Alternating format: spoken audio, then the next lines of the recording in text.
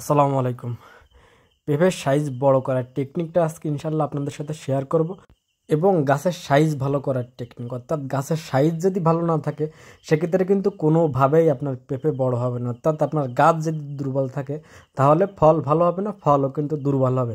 তো দেখতে পাচ্ছেন আমাদের গাছ কি পরিমাণে নাদুস নুদুস।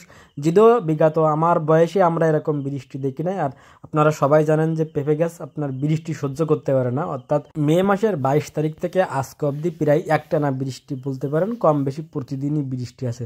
তো যে কারণে এবছর গাছ অত সুন্দর নাই। এরপরও দেখতে পাচ্ছেন মাশাল্লাহ আমার গাছের কন্ডিশন, অর্থাৎ গাছের সাইজের কথা আমি বলতেছি, অর্থাৎ গাছের পাতা কিন্তু লাল হয়ে গেছে।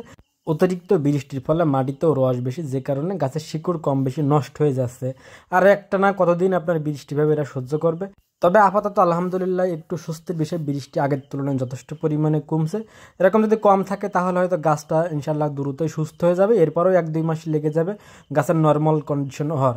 এবং আমাদের এই গাছ বড় এবং পেঁপে বড় করার টেকনিক হচ্ছে মূলত জৈব সার, অর্থাৎ আমাদের এখানে পর্যাপ্ত পরিমাণে জৈব সার ব্যবহার করা হয়। পার্সেন্টেজের কথা যদি বলি সেক্ষেত্রে 90 থেকে 95% পর্যন্ত আমরা জৈব সার ব্যবহার করে থাকি। এবং দেখতে পাচ্ছেন আপনাদের সামনে এখন যে পেঁপেগুলো, বলতে পারেন যে এই পেঁপেগুলো সাইজ আবার এত ছোটো কেন। এগুলো আসলে আপনার পুরুষ গাছের পেঁপে, অর্থাৎ পুরুষ গাছের পেঁপে লম্বা হয়, দেখতে ছোট হলেও ওজন কিন্তু ঠিকই আপনার স্ত্রী পেঁপের থেকে কম না। আপনারা কম্পেয়ার করলে দেখবেন যে দুইটারই সেম ওজন। তবে হ্যাঁ, অসুবিধা আছে একটু, আপনার পেঁপেগুলো ম্যাচুরড হতে যথেষ্ট পরিমাণে সময় নেয়। তবে সময় নিলেও আলহামদুলিল্লাহ আপনার দাম আবার ঠিকই পুষিয়ে দেয়, কারণ স্ত্রী পেঁপের তুলনায় আপনার পুরুষ পেঁপেই আমাদের এলাকায় প্রায় 200 টাকা মতো মনে বেশি বিক্রি হয়ে থাকে। এবং বাজারে আপনি যখন স্ত্রী আর হচ্ছে আপনার পুরুষ পেঁপে নিয়ে কাছাকাছি রাখবেন, আপনার স্ত্রী পেঁপে ধরার আগেই পুরুষ পেঁপে বিক্রি হয়ে যায়।